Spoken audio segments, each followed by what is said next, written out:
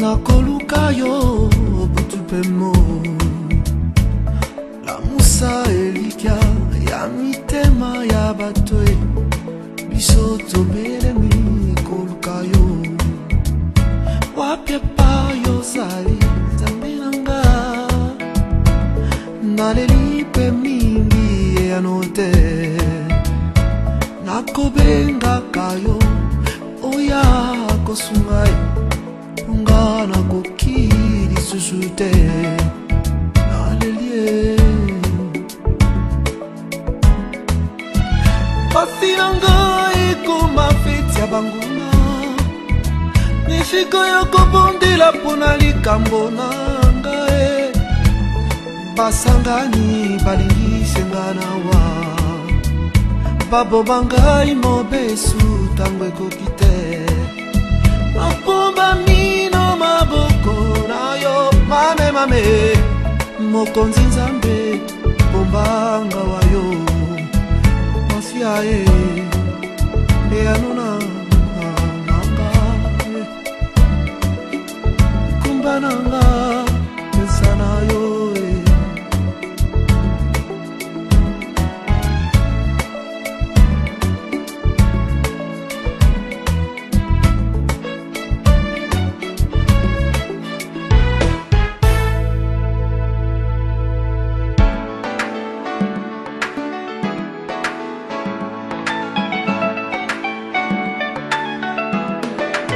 bato na mayele bapesaki posi na bango uolo mpe malasi bomengo bamemelaki yo napesi yo biloko nyonso kamata mpe motema kita na kembo na yo ya lola molongisi ya mabota nkolo nkolo nzambe nzambe nanga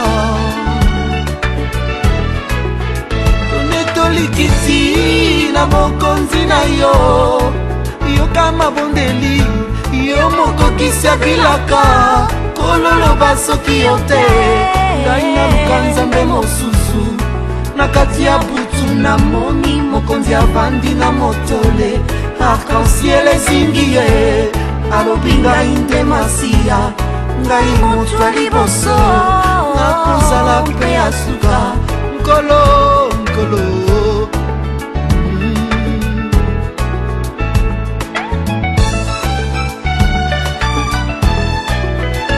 yo lele oh Jésus oh viens me libérer yo lele oh Jésus oh viens me libérer nakomi kochola Jésus oh yaka yaka yo lele oh Jésus oh viens me libérer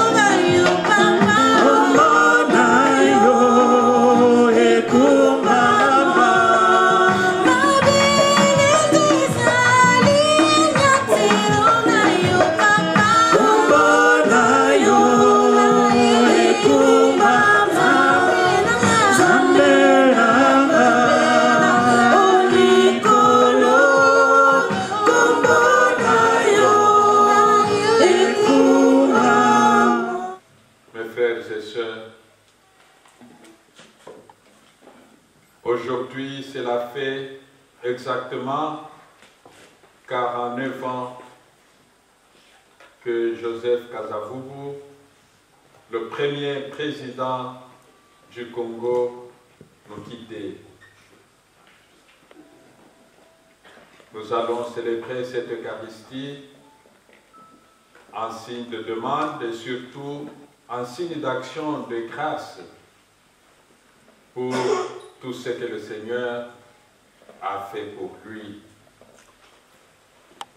et pour tout ce que le Seigneur a fait par lui.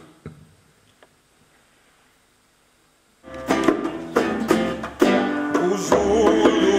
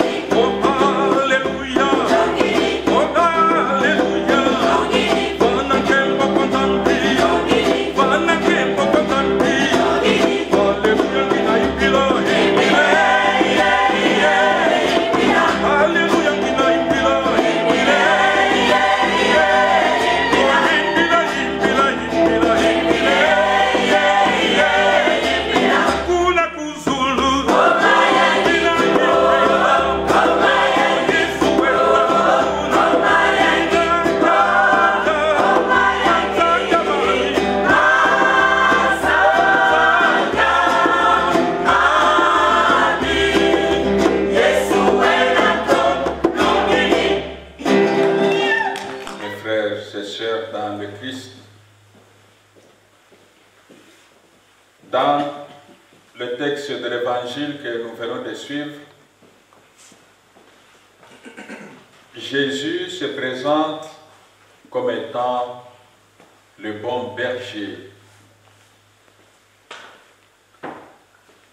Et si Jésus se présente comme berger, sachant que déjà dans l'Ancien Testament, il a existé des bergers.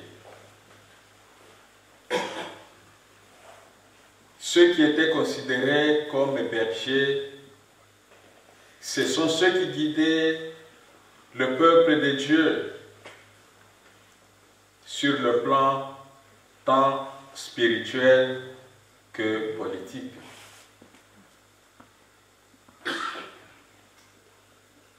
Et en même temps, dans l'Ancien Testament, s'il y a des gens qui étaient oints, il y avait trois catégories de gens qui étaient oints. Il y avait le prêtre, il y avait le prophète, il y avait aussi le roi. J'attire plus l'attention sur le roi. Le roi était aussi oint.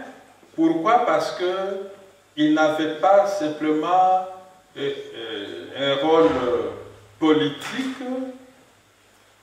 mais il avait aussi un rôle religieux.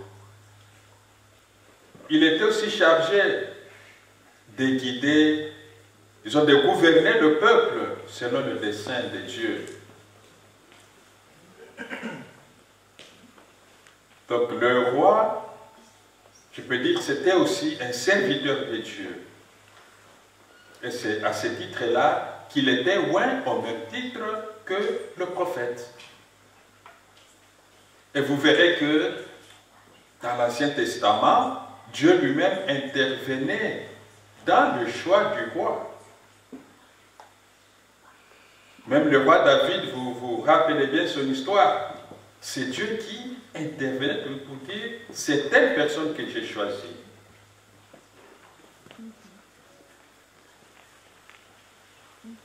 Et le roi, je disais qu'il était considéré comme un berger.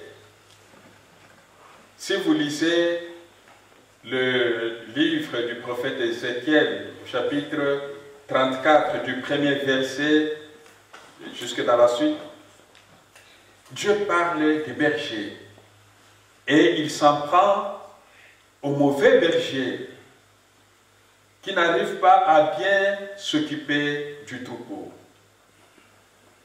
Et les bergers dont il est question dans ce livre du prophète Ézéchiel, ce sont des rois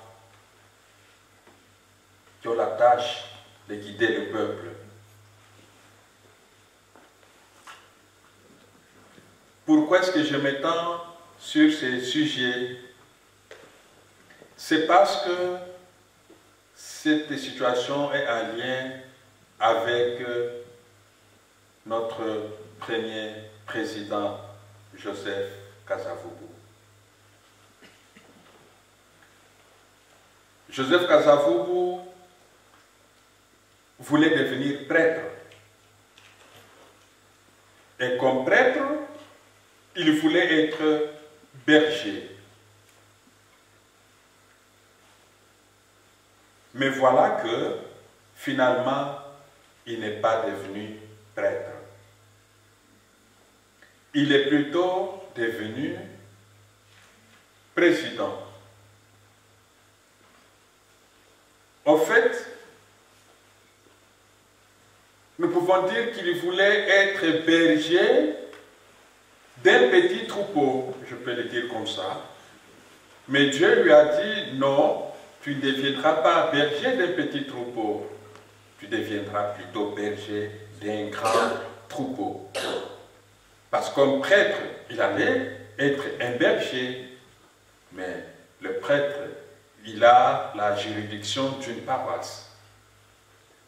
Tandis qu'en devenant président, il a toute une nation. Et puis pas n'importe quelle nation, mais un pays comme le Congo qui est un continent. Donc Dieu lui a donné, je peux même dire qu'il lui a donné plus que ce qu'il avait voulu.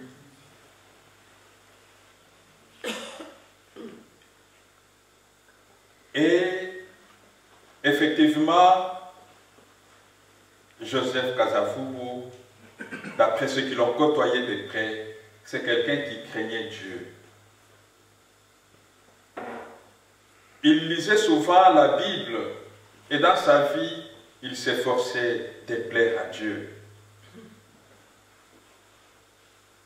Ça signifie qu'il avait compris que cette tâche, il devrait l'exercer comme serviteur de Dieu. Parce que même si la Bible dit « tout pouvoir vient de Dieu », mais Dieu ne nous le donne pas pour... comment je peux dire? Il ne nous le donne pas pour mettre en difficulté le troupeau. S'il nous les donne, c'est pour que nous soyons de bons bergers. Vous voyez bien dans Ézéchiel chapitre 34, quand vous lisez bien depuis le début, Dieu s'en prend au mauvais berger pour dire, voilà, ils font le contraire de ce qu'ils doivent faire au lieu de s'occuper du brebis, plutôt du troupeau, mais ils font le contraire, ils mettent le troupeau en difficulté. Et tout ce qu'on peut faire dans la vie, si on n'y mêle pas Dieu, on ne peut qu'aller qu'à sa propre destruction. Lui, il a mis Dieu au centre de sa vie et il a exercé sa fonction dans la crainte de Dieu. Il a été au service de la nation. Et un bon berger, c'est un berger qui sait se sacrifier pour son troupeau. Nous avons suivi dans le texte de l'Évangile notre Seigneur Jésus qui se compare au berger. Il dit, le bon berger donne sa vie pour ses brebis. Effectivement, peut-être que nous n'avons pas l'expérience du berger. Le berger, il se sacrifie pour son troupeau. Il peut faire même sous un soleil ardent, lui ira parce qu'en ce moment-là, il faut accompagner le troupeau, je ne sais pas, pour boire, il va sous soleil. Il peut être sous la pluie, avec son troupeau. Il fait tout pour le bien du troupeau. Il est prêt à consentir autant de sacrifices pour le bien du troupeau. Joseph Kasavubu, il est aussi celui qui a consenti autant de sacrifices pour le bien de notre cher pays. Et lui, il mettait toujours l'intérêt général au-dessus. Et nous savons déjà que lorsque on privilégie l'intérêt général, tout le monde y trouve sa part. Il a été effectivement préoccupé par l'intérêt général. Et comme le bon berger, nous avons suivi dans le texte de l'Évangile, notre Seigneur Jésus dit bien que comme bon berger, il fait de telle sorte qu'il y ait un seul troupeau. Effectivement, il a aussi travaillé, il a beaucoup milité pour l'unité du pays.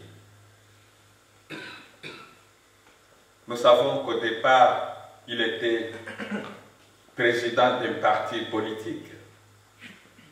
Mais une fois devenu président, ce n'était plus un Joseph président d'un parti politique, mais un chef de la nation.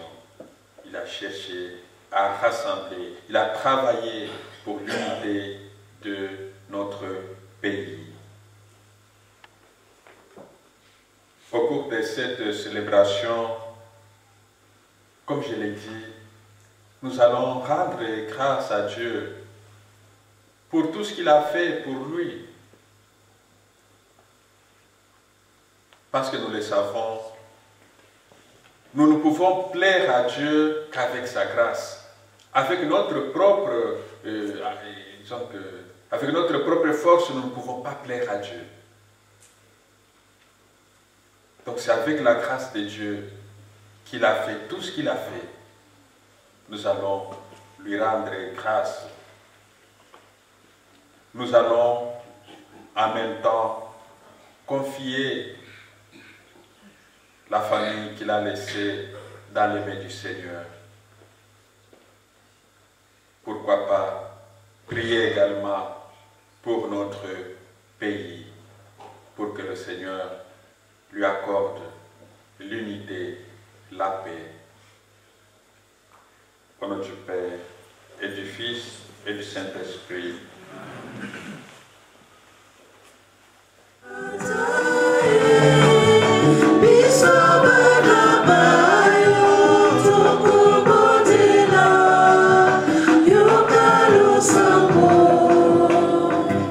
Seigneur notre Dieu, nous voulons avant tout aujourd'hui te remercier en fait d'avoir fait de Joseph Kasavubu le père de notre nation, d'en avoir fait notre père à tous, et surtout de lui avoir inspiré la vision d'une nation, la vision d'un pays, la vision d'un continent et la vision de la contribution du Congo dans le monde.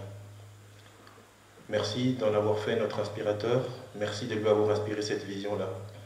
Mais aujourd'hui, plusieurs générations après lui, nous te demandons également de nous joindre, de nous donner la même sagesse, la même intelligence, la même force, pour que nous puissions poursuivre le chemin qu'il a tracé pour nous.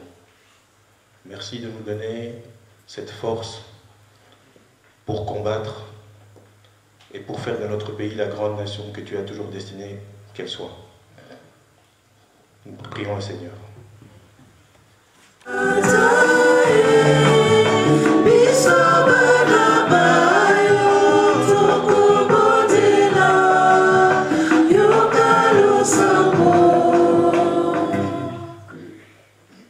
Je voudrais associer à cette commémoration Maman Hortense, son épouse qui est décédée, Joseph, son fils Ézéchiel, Alain, Pipi, puissent tous ses enfants et son épouse trouver auprès du Seigneur la paix éternelle et que la lumière sans cesse brille pour eux.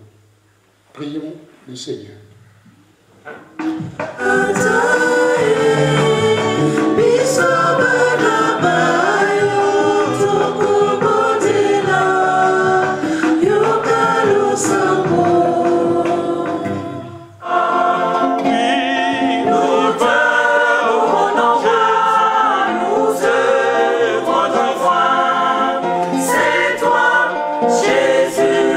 C'est toi que nous couronnons, roi.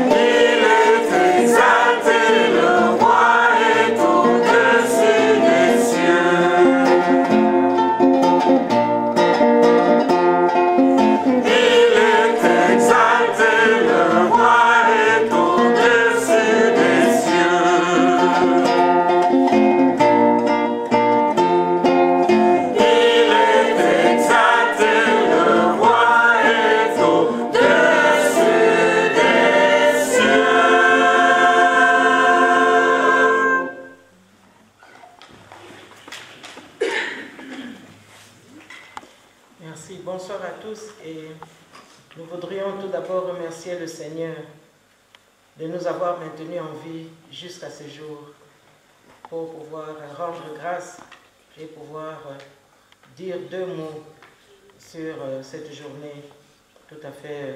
49 ans avons-nous dit, tant de messes ont été célébrées et tant de bonnes choses aussi ont été dites. Alors qu'est-ce que nous pouvions encore ajouter aujourd'hui? Je me suis bien posé la question. Alors j'ai mis ma foi en route pour que Dieu m'inspire.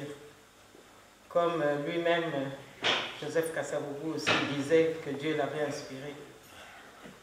Je ne savais toujours pas, il y a encore quelques heures jusqu'à hier, quel serait ce message particulier qu'il faudrait dire aujourd'hui pour qu'il y ait un élément nouveau par rapport à tout ce qui s'est dit pendant toutes ces années. J'ai donc demandé au Seigneur, par une prière, l'autorisation de m'adresser directement à mon Père pour qu'il puisse nous inspirer ou intercéder. Et jusqu'au moment d'aller se coucher, je ne savais toujours pas quel serait cet élément particulier à dire aujourd'hui. Et voilà que, avant que le sommeil ne me gagne, dans un réflexe d'internaute, puisque nous sommes aujourd'hui dans ce monde moderne, j'ai encore actionné mon smartphone. Et j'ai vu directement, avant de dormir, un message du député Albert Fabrice Puela. Et je me suis dit, mais voilà la réponse de Dieu. Parce que le député Puela se trouvait il y a quelques heures à Singini, à la tombe du président Joseph Kasavubu. Et il a livré un message. Et j'ai compris que ce message allait bien au-delà, que c'était un message, un appel d'outre-tombe. Qu'est-ce que j'ai lu juste avant de dormir? Le député était en train d'implorer qui, je ne sais, mais en tous les cas, il était en train d'exprimer une très grande tristesse. On le voyait devant cette tombe, en train de dire, mais la route pour y arriver est impraticable. Il a dit, mais il règne ici une insécurité. Il a dit, mais il y a une négligence, cette tombe va s'effondrer. Qu'est-ce qu'on fait? L'épitaphe d'origine a totalement disparu. Et il a même dit que je suis député, mais les autorités provinciales au-dessus de moi ne sont jamais venues ici, du moins dans cette législature. Alors, j'ai cru comprendre que la réponse à ma prière, c'était bien celle-là. Est-ce que le défunt repose en paix ou bien est-ce qu'on a un peu dérangé sa paix pour que cette tombe qui était sécurisée avant devienne aujourd'hui dans l'insécurité? Alors, je me suis souvenu que le fameux 24 mars 1969, avant de rendre le dernier soupir, Joseph Kasavubu avait dit qu'il pardonnait à tous ceux à qui il aurait pu reprocher quelque chose, mais qu'il demandait surtout qu'on n'hypothèque pas l'indépendance nationale, qu'on n'hypothèque pas la souveraineté nationale du Congo, si chèrement acquise, sinon il sera difficile de la récupérer. Et nous y sommes précisément. Pourquoi difficile? Tout simplement parce que, tout comme en 1956, c'était aussi le moment où tout commençait à bouger et il leur semblait à nos pionniers de l'indépendance que c'était difficile d'arracher la souveraineté nationale. Il n'a pas dit impossible de la récupérer, il a dit tout simplement difficile de la récupérer. Ce qui veut dire que pour nous aujourd'hui, nous devons nous battre, nous, Congolais, pour que nous puissions rattraper notre espérance, que nous puissions consolider notre unité nationale, mais aussi consolider l'unité de nos familles si déchirées depuis tant d'années, réparer nos graves manquements, afin de pouvoir dresser nos fronts si longtemps courbés et pour mieux préparer l'avenir que nous léguerons à notre postérité. C'est l'hymne national qu'il avait consacré en 60 et c'est aussi le patrimoine que nous devons défendre. Voilà, j'exhorte tous ceux qui aiment le Congo à suivre ce combat.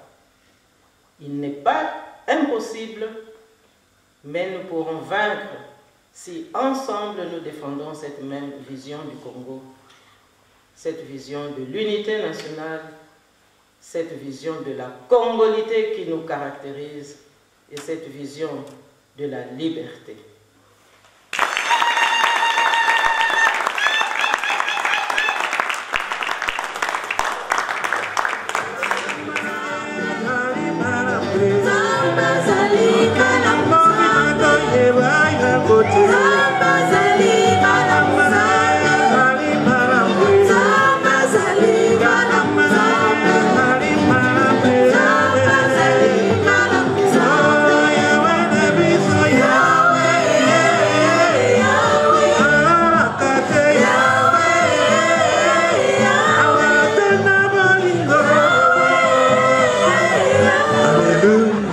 Il faut absolument que les Congolais se souviennent du premier président de la République démocratique du Congo.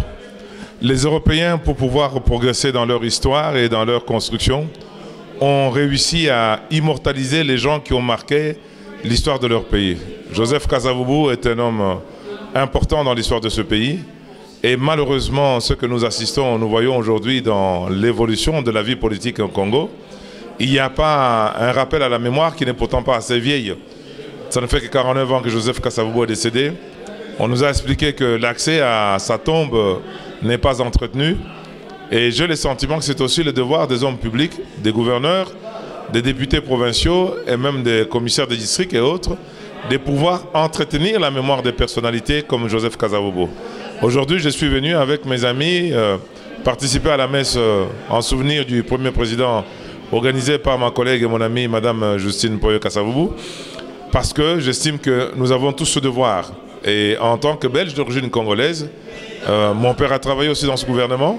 Je ne pouvais pas manquer cette occasion de pouvoir rappeler aux plus jeunes que nous avons le devoir et l'obligation absolument d'entretenir l'histoire pour pouvoir aller de l'avant. Le progrès ne se construit que sur base aussi du passé. Et le passé, celui qui a inscrit la première pierre de la République démocratique du Congo, c'est Joseph Kasavubu. Et si j'étais conseiller d'un président un jour, je conseillerais de continuer à multiplier les places publiques, les monuments dans ce pays-là pour que les Congolais se souviennent de leur histoire. Aujourd'hui, nous avons commémoré la mort de Mbouta Kasavubu. Ça fait 49 ans qu'il est mort. Il y avait la messe. Après la messe, bon, on a eu droit à un cocktail. Et bien voilà, nous sommes là entre amis, tout ça. Nous sommes en train d'échanger un peu. Donc voilà quoi. Mais tout ce que nous devons retenir de Mbouta Kasavubu, c'est qu'il était vraiment un bon président, le premier président du Congo et l'héros national que les gens oublient très souvent. Donc il a été un bon président, donc c'est un exemple pour nous. Depuis qu'il est parti jusqu'à aujourd'hui, nous le regrettons toujours parce qu'on n'a jamais connu un président comme lui. C'est vraiment un exemple que nous devons suivre, nous les jeunes. Donc voilà, je suis Mbouta Ndombe, le coordinateur du BDM en Europe et aux Amériques. C'est le témoignage que je puisse faire ou un conseil à donner aux jeunes en rapport avec ce qui nous réunit ce soir. Donc la messe en mémoire de Feu Papa Kasavubu, qui est mort il y a de cela 49 ans.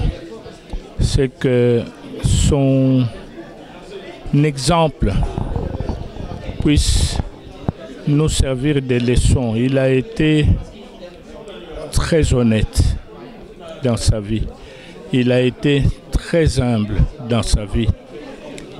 Il a assumé ses fonctions de chef d'État avec amour pour son pays, en faisant beaucoup de sacrifices. Voilà quelqu'un qui ne s'est jamais plaint pendant la durée de son mandat de chef d'État. Il fut le premier chef d'État de notre pays. Je me rappelle quand il est parti à Elisabethville essayer de convaincre Tchombe de renoncer à la sécession. L'avion qui était supposé être mis à la disposition du chef de l'État, du nouvel État du Congo, l'avion qui appartenait au gouverneur général belge, cet avion a été envoyé à Elisabethville par les Belges de l'époque et mis à la disposition de Tchombe.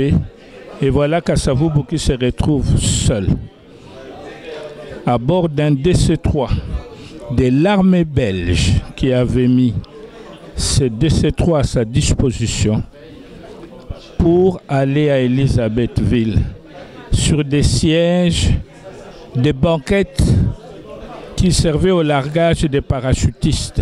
Pendant près de 7 heures, ces messieurs s'est humilié jusqu'à Elisabethville et revenir dans ces conditions pénibles, au point qu'un an plus tard, en 1961, il créait sa propre compagnie qui est devenue la compagnie nationale Air Congo. Et moi, je crois que son exemple doit nous servir parce qu'il a beaucoup aimé son pays. Malheureusement, l'histoire en a décidé autrement. Voilà ma contribution dans ce qui nous réunit ce soir. Je suis venu à cette manifestation pour notre premier président, Papa Joseph Kasavubu, que j'ai connu dans ma jeunesse. Dès que Papa Kasavubu parlait à la télé le jour de Nouvel An ou le jour de la fête de l'indépendance, on sentait une paix s'installer en nous, au Congo. On avait la certitude que nous avons quelqu'un qui embrasse tout le monde, qui aime son pays et qui aime son évolution vers le niveau le plus haut de la conscience. Papa Kasavubu nous donnait la paix. Moi, j'ai vécu cela et je le vis encore aujourd'hui. Quand j'ai eu le message comme quoi c'est l'anniversaire de son décès, 49 ans déjà, je me suis ressaisie parce que je suis avec maman Kasavubu depuis des années. Nous avons combattu pour la cause du Congo. Nous avons fait des manifestations multiples. Ici en Belgique, un peu partout, nous avons passé des nuits dehors. Nous sommes allés loin dans les différents coins de la Belgique pour propager l'esprit de pionnier pour notre pays. Et ce que j'ai eu comme émotion le jour où j'ai entendu le propos de maman Mpoyo Justine Kasavubu ici, disant le sort de notre Congo, où la communauté internationale reste indifférente devant tout ce qui se passe dans notre pays actuellement. J'ai eu des larmes aux yeux et j'ai voulu témoigner ce soir pour dire qu'aucune voix ne s'est jamais élevée depuis qu'il y a eu des problèmes chez nous. Et quand j'ai entendu la voix de maman Kasavubu, je me suis demandé, les grands diplômes au Congo, où sont-ils? Où sont les grands diplômes du Congo? Collège Kamponde, où es-tu? Université Lovanium, où es-tu? Boulongo et consorts et un peu partout, Kinsanto, etc. Où sont les diplômes? Le Congo se meurt et les fils du Congo sont éparpillés à travers le monde. Nous sommes devenus des mendiants. Nous sommes humiliés à travers le monde comme si nous n'avons rien alors que la nature est généreuse, elle nous a tout donné. Le Congo enrichit tout le monde sauf les Congolais. Nous sommes éparpillés, nous n'avons plus de toit. Nous sommes humiliés. Ce n'est pas possible. Alors je suis venue à cette occasion pour féliciter ma soeur qui a eu le courage de hausser la voix. La seule voix qui s'est élevée, c'est elle. Alors, comme c'est l'occasion de la fête de Papa Kasavubu, qui est mon père, parce qu'il a même l'âge de mon papa aussi, vous savez. Et mon père est décédé la même année. Et l'année prochaine, ils ont 50 ans sous terre. Voyez-vous? Donc c'est quelque chose de formidable, d'émotion profonde qui a fait que je puisse venir pour témoigner ma gratitude pour ce que Papa Kasavubu a été pour nous au Congo. Nous sommes des hommes, mais nous devons nous entretenir, nous comprendre mutuellement. Nous sommes différents, mais dans la différence, nous devons manifester notre amour parce que la nature nous a mis dans la différence pour nous aimer et nous a harmonisés et nous accorder dans le travail pour la construction de notre terre. Nous avons une terre très riche où on ne pouvait même pas envier quoi que ce soit. Et dans notre terre, un grain mis dans la terre aujourd'hui pousse demain sans engrais chimiques, sans quoi que ce soit. Alors prenons conscience, la division n'est pas chose de dignité. Mettons-nous ensemble pour la construction de notre terre qui est très riche. Et je remercie et je félicite Maman Mpoyo Kasavubu pour les combats qu'elle a menés depuis des années et qu'elle continue encore à combattre. Et je félicite Papa qui nous a donné une maman si grande. Et voilà, vive Papa Joseph Kasavubu, notre premier président du Congo, le tout premier du Congo, qui reste dans nos mémoires à jamais. Merci. Je m'appelle Monsieur Paulin Gambo. Je suis juriste. J'ai aujourd'hui 54 ans. En fait, je suis particulièrement touché et honoré de me retrouver à cette cérémonie de commémoration de l'anniversaire du décès de notre premier président. Si je suis venu ici particulièrement, c'est parce que j'ai eu le privilège, enfant, de me retrouver à Singini, rendre hommage à notre premier président. Je me rappelle, nous avions 7 ou 8 ans à Kitona, enfants des militaires. Il était organisé une colonie de vacances pour nous, en fait, les enfants militaires. Nous avons fait Boma, Lukula, et dans notre trajet, nous nous sommes retrouvés à Singini. Et tout adulte que je me retrouve aujourd'hui, j'ai encore les souvenirs de ces mausolées et ça m'a beaucoup touché. Et je suis particulièrement heureux aujourd'hui de me retrouver pour rendre de nouveau hommage à notre premier président. Je donne mon témoignage pour ce jour pour dire que le Congo a connu un président, c'était Joseph Kasavubu. Joseph Kasavubu n'a jamais fait de remises et reprises avec un autre président. Donc, pour le Congo a eu qu'un seul président élu par le représentant du peuple, c'est Joseph Kasavubu. Et il n'y a plus eu d'autres présidents. Les autres sont venus avec des coups d'État, ils ont pris le pouvoir par la force, ils ont triché, et ça ne compte pas. Nous espérons qu'un jour il y aura un président qui va prendre la place de Joseph Kasavubu. La deuxième chose est que, comme on l'avait témoigné tout à l'heure, le président Kasavubu était un homme humble, simple, mais plein de sagesse. J'en ai pas mal de témoignages que je pouvais dire, mais ce sont on peut dire des choses qu'on peut ne pas étaler maintenant. Mais c'est que ces jours, on commémore le 39e anniversaire de sa mort, et nous nous souvenons de beaucoup de choses. Encore une chose, parce qu'il y en a qui parlent de perte d'indépendance, mais le perte d'indépendance, les gens qui ont commencé à réclamer, à sortir les mots indépendance, c'était Joseph Kasavubu et Kanza, Diomi et les autres. Et puis les autres ont suivi. Mais il y en a qui s'accaparent de cela. Et je vous dis, nous sommes là pour pouvoir le témoigner. Voilà. Et il nous a réunis pour que nous puissions échanger. Merci beaucoup. Maman.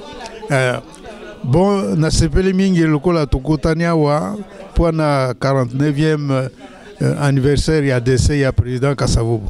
Boyebi bino basuke Kasavubu azali président à Liboso na ti lelo parce que n'y a pas eu remise et reprise. Donc Mobutu ayo kamata ke bokonzi na makasi naba mususu pe bayo kamata kaka na minduki, mais moto azalaki élu par le représentant du peuple comme président azali Joseph Kasavubu. Yango na lingi na ibisabino boye bake nano après Kasavubu tozoué président mususu te.